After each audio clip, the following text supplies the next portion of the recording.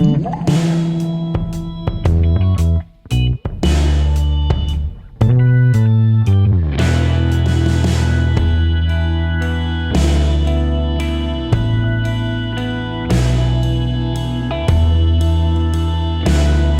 everybody, welcome to Board Online, Board Offline. Today we're bringing you a Kickstarter preview of Dale of Merchants 3. Now, I already have Dale of Merchants 1, 2, and the Dale of Merchants collection, which was a bigger box. The normal sets come in a small box as a bigger box with some extra factions, but also plenty of room for all the factions you already had, as well as all the factions for Dale of Merchants 3. It brought in character cards and stuff like that. So, like I said, this is a preview for Dale of Merchants 3. That is, it's a paid preview for that game. I have a strict rule. I don't review games that are going up on Kickstarter. I don't review unfinished games, basically. But I do on occasion review completed games. Not as often as I used to, but I do on occasion. And so I am going to give you my actual complete thoughts on Dale of Merchants a little bit during this. The three complete sets that I already have, and then you're also going to see a lot about Dale of Merchants 3 in this. So Dale of Merchants is a set collection deck building game that in the past month or so I have really come to love. My wife and I have played this game a ton recently, and in fact it falls into a very rare group of games where after my wife learned it and played it for the very first time, she immediately requested we play it again.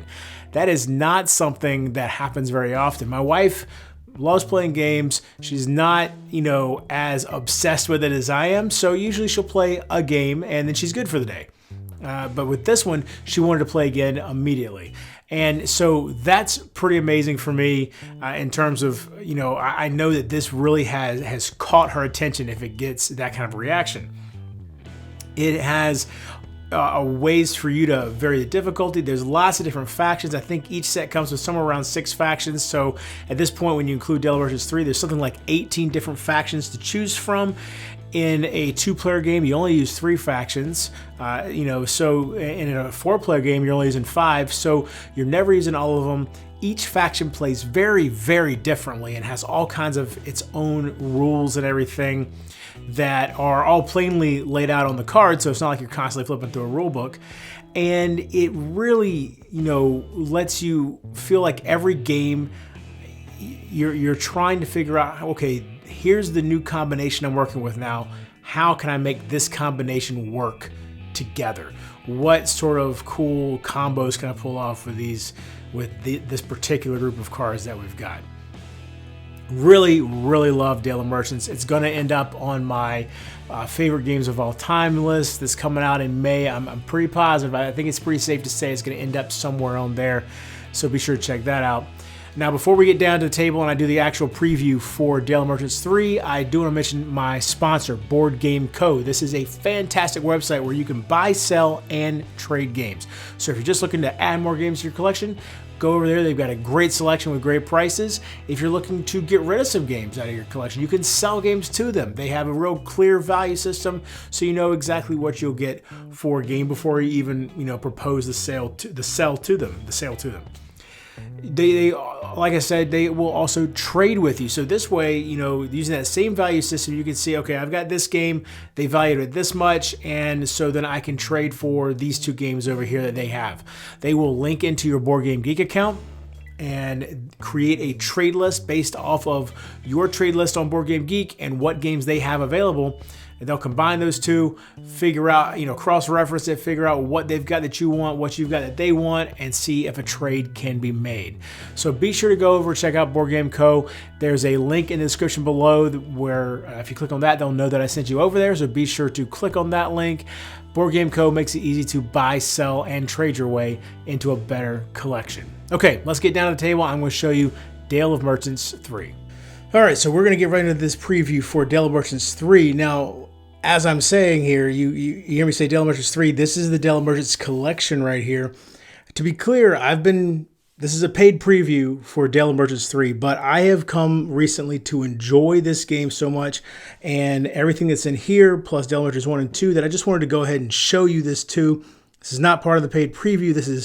This right here is 100% my personal views on this. I enjoy this so much that I wanted to let you see this, since this will be available to you in this Kickstarter as well. So you can see you've got these, the rule books here that cover everything you need to know. Space for the other rule books down here. Space for every market board, which either are all identical in terms of function, but different in terms of artwork. So that's where you got space for these. You see I've got 3. There's enough room here for the Dale of Merchants 3 one as well. These character cards are down here, which come with the collection. And you have all this space here for the different factions, the different sets is what they're called. You've got junk cards over here, way more junk cards than you'll ever use, because you get a set of junk cards with every Dale of Merchants version that you get. I've got trap cards over here, which came, I believe that's a collection edition right there. You got deck selection cards to help you randomly choose what factions you're using. These specialty cards that go with these character cards down here. Room for the money here, for these tokens down here, and for all the different dice. This one is from Dale of Merchants 3, so we're going to pull that out. And then let's get all of the Dale of Merchants 3 factions here. So that symbol right there is for Dale of Merchants 3. All right, so here we go. We've got, see these 6 factions that come with Dale of Merchants 3. So we'll go through each of these one by one. All right, so I'm going to go through each of the cards for these different factions. And of course, it is possible that they will change, in some form or fashion. But my understanding is that for the most part, these powers are pretty much final. But again, you never know. It is still pre-production. They could decide to tweak something here and there. So just keep that in mind. Now, these deck selection cards come with the collection, so keep that in mind. I'm going to use them to kind of show off what each of these different sets have in terms of, you can see this is a very complex, very interactive, very nasty in terms of, how much back and forth is going to be between players. And it's a pretty random deck, so keep all that in mind with the scheming green magpies. Guessing and stealing is their thing. Magpies are choosy thieves. They try to steal only specific items and nothing more. You need to keep an eye on opponents if you want to utilize magpies to their full potential for advanced players only. So their level 1 card, which gives you a bonus action, is the Pompous Professional. Name a set, draw 3 cards from your deck, and show them. Place 1 card of the named set into your hand and shuffle the rest back. And then we've got Bribe for the 2 value card. It's passive. When you use this card to purchase, your hand size is increased by 1 for this turn. All right, and then Burglary, bonus action technique. If you guess the top card's value from another player's deck, place the card into your hand. Otherwise, place it on their discard pile. All right, and then we've got Grasp. This is a bonus action here, technique. Choose 1 random card from another player's hand. If you guess its value, place it into your hand. And then one of the 5 value cards with a bonus action, Periscope, is a technique. Name a card, discard 2 cards from another player's deck one by one, and place those with that name into your hand. And then Sudden Nap, bonus action as well, technique. Throw away 1 random card from another player's hand. So you can see with these guys, if you can pair them with another faction that would allow you to kind of have an idea of what's coming up in somebody's deck or that sort of thing, they could really start to be very powerful. All right, here we've got the Sharing Short-Beaked Echidnas. 2 complexity, 3 interactivity, only 1 nastiness, and 2 randomness. Their thing is borrowing. Echidnas borrow cards from everyone. Their only saving grace is the fact that they always leave something as a replacement. Add them in when you want a lot of interaction between players without straight-out stealing. So you can see the Carefree Swapper. That's your 1 value card. Bonus action technique.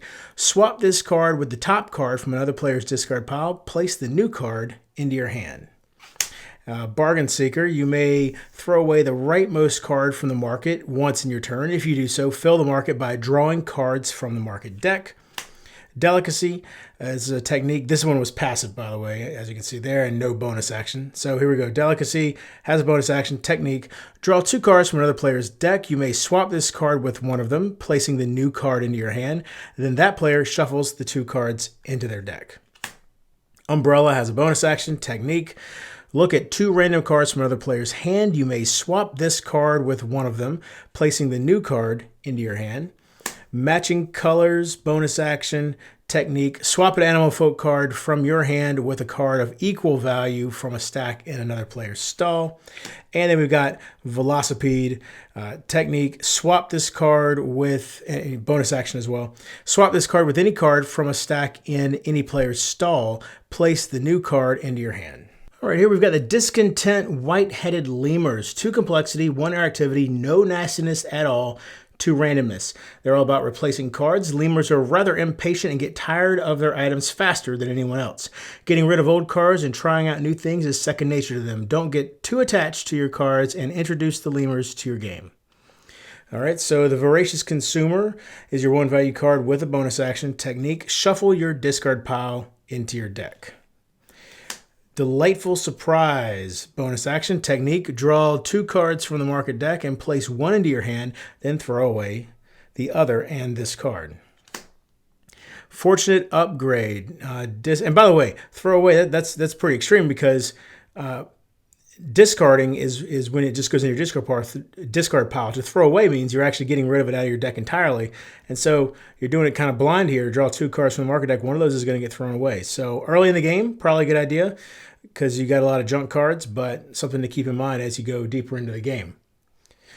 So Fortunate Upgrade, no bonus action. This is a technique. Throw away a card from your hand, draw 1 card from the market deck, and place it into your hand.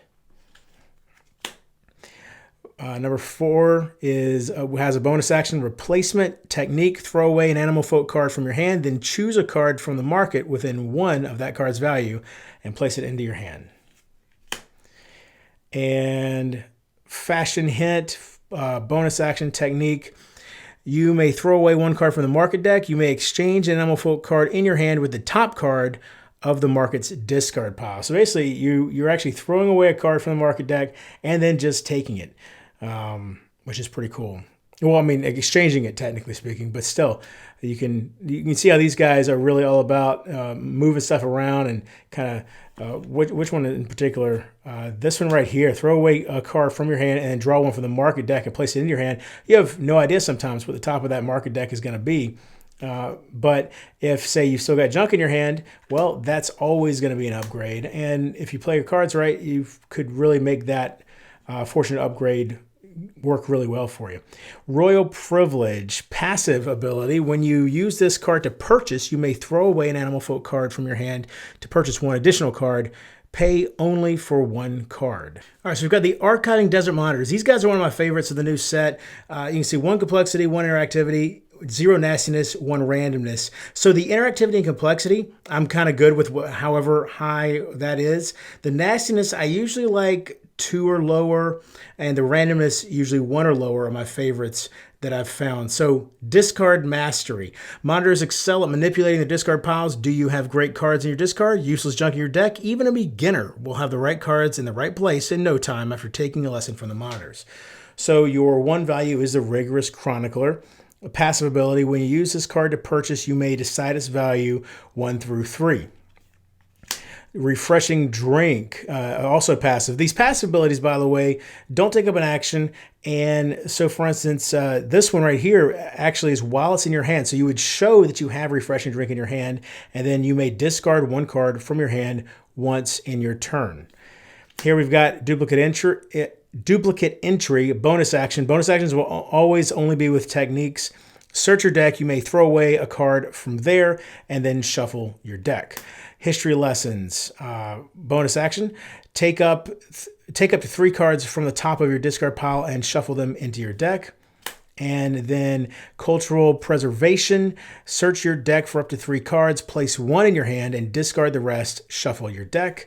And slice of life, you may draw 1 card from your deck and place it into your hand once in your turn. If you do so, discard 1 card from your hand. All right, the prepared grizzled tree kangaroo. Complexity 2, interactivity 1 with this asterisk, we'll look at that in a second. Nastiness 3, randomness 1. Stashing and protecting. Kangaroos are excellent at hiding their valuables and creating diversions for mischief makers. However, their techniques are useful even when no one is playing dirty. And so it's saying the interactivity could increase based on the other decks that are included when you're playing the game. So we've got the Clever Guardian bonus action. Store 1 card from your hand. At the start of your next turn, place the stored card into your hand. All right, then we've got Barricade. This is a passive ability. After filling your hand, you may search your discard pile for up to 2 junk cards and place them into your hand. So I'm not sure we've seen one of these yet in the cards that I've shown you. This is one where, so it says you store a card, right? And you actually set it off to the side and it's in what's called your schedule. And then whenever it triggers, in this case, the start of your next turn, then you go ahead and do that. And you could have multiple cards in your schedule. There's one set from a previous collection that I really, really like that does this as well. All right, then we've got Barricade. After filling your hand, you may search your discard pile for up to 2 junk cards and place them into your hand, okay? We've got Wheelbarrow, draw a card. This is a bonus action, obviously, with this one. Draw a card from your deck and store it. At the start of your next turn, throw away the stored card or place it into your hand. See, and so any of these factions that have this ability to create a schedule, I really like those, kind of setting up what the next turn is going to look like. Vigilance has a bonus action after it. Search your deck for a card and store it. Shuffle your deck. At the start of your next turn, place the stored card into your hand. Supply Depot, store up to 2 cards from your hand. At the start of your next turn, place the stored cards in your hand. And Tactical Measurement. This is a passive ability. You may draw 1 card from your deck and place it into your hand once in your turn. If you do so, place 1 card from your hand on top of your deck. All right, so and finally we have the Superstitious Snowshoe Hares. 2 complexity, 1 interactivity, no nastiness, but 3 randomness. And they make predictions using this die right here. Okay, you can see there's this symbol, that symbol, and that symbol on the die. Statistics and calculations or blind trust and beliefs from previous generations. Hares introduce luck, but you can do a lot to play around with it with precise timing and careful preparations. So we've got the Arcane Scholar bonus action. Draw a card from your deck and place it into your hand. Then roll the die and discard 2 cards from your hand or from nowhere or from your deck, depending on what you roll. Barometer. This is a passive ability. You may throw away 1 card from the market deck once in your turn. If you do so, this card's value right here, is equal to the top card's value of the market's discard pile for this turn. So basically, you can choose as long as it's already in the market. So you throw away a 5 value card from the market, and now this barometer is worth 5. Bad Omen, bonus action afterwards. Draw 3 cards from your deck. You may throw away 1 of them. Place the rest back in any order. We've got Festival, bonus action here as well. Roll the die, draw a card from either the market deck, your deck, or nowhere, and then place it into your hand. And then we've got Calendar. There's a passive ability. You may shuffle the top card from your discard pile into your deck once in your turn. And finally, Celestial Guidance is a bonus ability, or it has a bonus action afterwards. And then you roll the die, search a card from either nowhere, your deck, or your discard pile, and place it into your hand. And if you had rolled this one, meaning you searched your deck, you would shuffle your deck. All right, so we're going to do a quick rundown of the gameplay. If you want a full detailed how to play video for this, where you could learn the entire game just from watching the video, be sure to check the link in the description below. And actually, there's probably going to be a link in the cards for this video right about here, which will link you to my how to play video, how to play Dale of Merchants. It covers the rules that you need to know for all 4 sets of Dale of Merchants. So you're going to put this market board out in the middle of the play area. Now, this is not the one that comes with Dale of Merchants 3. I don't have that one yet. They were still finalizing it. This is from one of the previous sets. And then you're going to choose a number of factions, which actually they call them number of sets, I believe, of based on the number of players. It's going to be the number of players plus one. So let's say we're setting up for 3 players, for 2 players, then you're going to have 3 sets. So if we were playing with 2 players, you'd have 3. So let's say we got the tree kangaroos here, the snowshoe hares, and the desert monitors. Now you can choose exactly which 3 you want, or you can choose to do it randomly, where it's completely randomly assigned. My wife and I do random selection every time we play. And we've really enjoyed seeing all the different combinations. But people that really want to try to strategize with specific factions and how their abilities interact with others may want to select which factions are going to be used. All right, so once you have your factions, you're going to take their cards, and each player will get a 1 cost card or 1 value card. The other 1 value cards left over, so in the case of a 2-player game, there'll be 2 left over because there's 4 in each deck. Those go back in the box. You will not be using them. The rest of these cards are going to start forming your deck. So again, same thing with the hares, 1 and 1. These go back in the box. Those are going to form the deck. And then 1 and 1, and these form the deck. All right, so now you got to shuffle the deck up. Once that's shuffled, it goes beside the board. Now the player decks need to each be completed. To do that, you're going to add some junk cards. By the way, with these junk cards, you may see some from other sets. That's the collection. That's one of the other ones. That symbol means Dale of Merchants 3, but the junk cards all operate exactly the same. They just have different artwork. So to complete the player decks need to have a total of 10 cards in them. So if you're playing a 2-player game, you're going to start with 7 junk cards in your deck. The rest of the junk cards will go here up above the board. All right, and so now you can see you got 10 cards in here. All right, so 3 of them are going to be from the factions, 7 from the junk, and you're going to shuffle that up.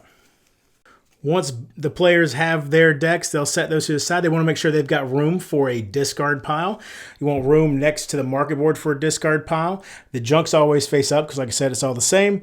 And these you can keep nearby for reference if you want to, give you an idea of how the factions play. We always like to kind of keep them across the top of the board here, just so we know what's in there and how they're going to play. You want to fill the market with cards. And so the market is where you're going to, this is a deck building game, so this is where you're going to get all your cards from. All right, now this one is going to cost you 2. This one normally would cost you 3, but it's in this space, so it's actually going to cost you 4. This is an additional cost in the market. This one obviously 6. This one's going to be 8 right now. This one's going to be 9 right now. Very expensive. That's 5 is the highest value of a card in your deck, so paying 9 for a card is very expensive.